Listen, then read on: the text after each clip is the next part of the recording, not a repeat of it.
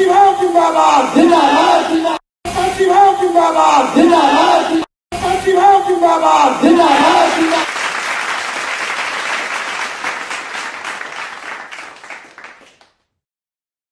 हमें भरोसा है कि हम मरने से पहले अंबेडकर के कारवां को मंजिल तक पहुंचा के छोड़ेंगे। आप लोगों ने तालियों से मेरी बात का स्वागत किया है। तालियों के साथ साथ कुछ आप लोगों का लगाव भी होना चाहिए, कुछ आप लोगों का सहयोग भी होना चाहिए तो ज्यादा रहेगा। लेकिन मुझे भरोसा है कि हम आप लोगों के सहयोग के बगैर भी इस कारवां को मंजिल तक पहुंचाकर छोड़ेंगे। जब वो मंजिल पर पहुंच जाएगा, जब बहुजन समाज इस देश का हुक्मरान बन जाएगा, उस दिन आप लोगों ने कम से कम उस दिन तो मेरी बात को याद कर लेना। जिस दिन बहुजन समाज, फुले शाहू अंबेडकर को मानने वाला समाज, उनकी विचारधारा को आगे बढ़ाने वाला समाज जब इस देश का हुक्मरान बन जाएगा, मैं दावे से कहता हूं कि हम इसको बनाकर छोड़ेंगे। इस समाज को हम इस देश का हुक्मरान बनाकर छोड़ेंगे। तो इसलिए साथियों, अगर आज भी आप मेरी बात को मान लें तो आप लोग शायद आने वाले समय में सर उठाकर चल सकोगे। अगर आप लोगों ने आज भी मेरी बात को ना माना तो सारी जिंदगी आपको सर झुकाकर चलना होगा। सारी जिंदगी आप लोग सर झुकाकर चलेंगे। जय भीम कहेंगे तो सर नीचे करो और जय भीम बोलो, सर नीचे करो और जय भीम बोलो, सर नीचे करके गांधी के पैरों में जा गिरो। तो इसलिए साथियों, तो मैं आप लोगों से ये कहना चाहता हूं कि हम लोग जो बाबा साहब अंबेडकर ने आप लोगों को सिखाया और आप लोगों से मैंने सीखा कि राजनीतिक सत्ता एक गुरु किल्ली होती है। उस राजनीतिक सत्ता को हासिल करके कोई भी ताला खोल सकते हैं। ये बात सही है कि हमारा लक्ष्य सामाजिक परिवर्तन है। हमारा लक्ष्य सामाजिक परिवर्तन है। समाज में हम मनुवादी समाज को, ब्राह्मणवादी समाज को हम परिवर्तित करके रहेंगे। हम मानवतावादी समाज व्यवस्था लाना चाहते हैं। हम इस देश में जो हमारा समाज, जो बंधुआ समाज है, जकड़ा हुआ समाज है, आर्थिक तौर से हम आर्थिक मुक्ति भी उसकी करना हमारा लक्ष्य है।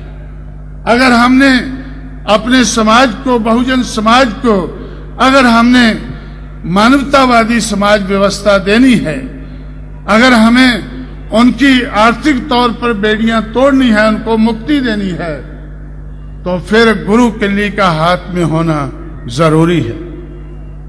गुरु किल्ली का हाथ में होना जरूरी है। आप लोग कहीं ऐसा नहीं समझना कि ये कांशीराम कह रहा है। ये आप लोग कहा करते थे, मैं सुना करता था कि ये बाबा साहब ने कहा है।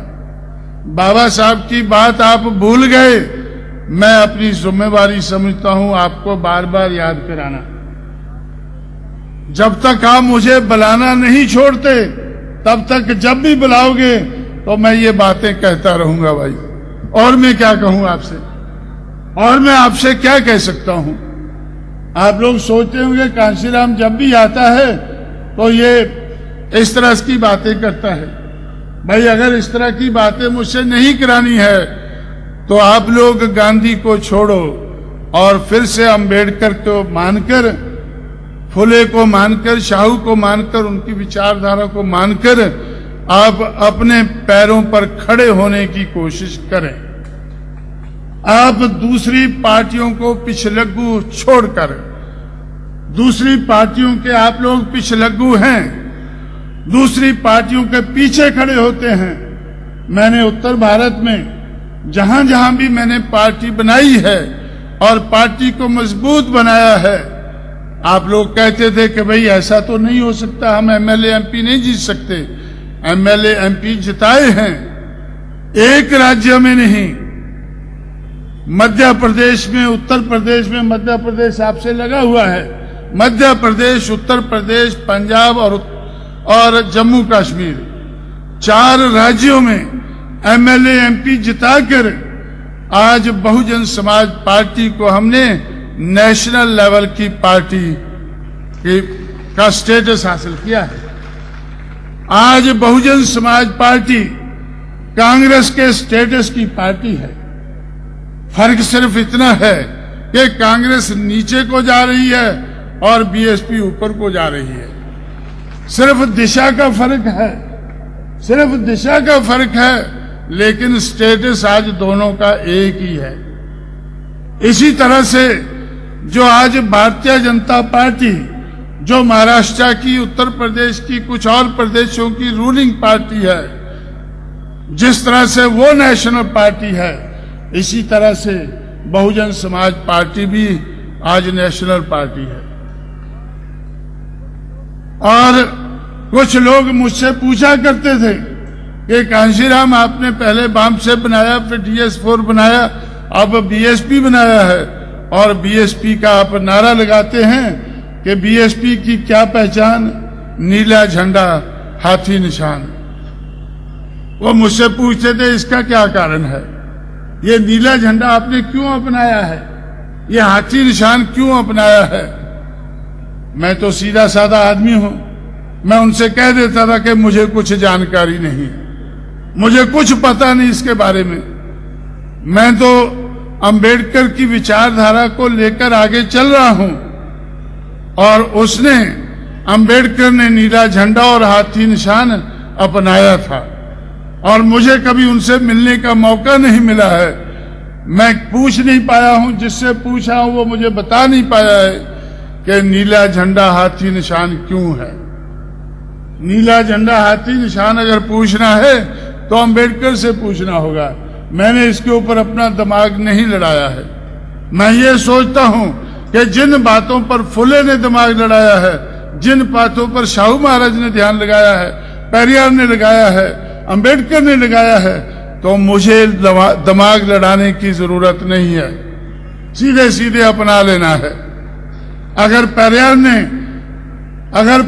ने सेल्फ रिस्पेक्ट मूवमेंट चलाई है, मुझे पसंद आई है, इसलिए मैंने सेल्फ रिस्पेक्ट मूवमेंट को अपनाया है। अब पूछना है तो पेरियार से पूछो कि उसने सेल्फ रिस्पेक्ट मूवमेंट क्यों चलाई है। अगर पूछना है तो अंबेडकर से पूछो कि उसने नीला झंडा और हाथी निशान क्यों अपनाया है।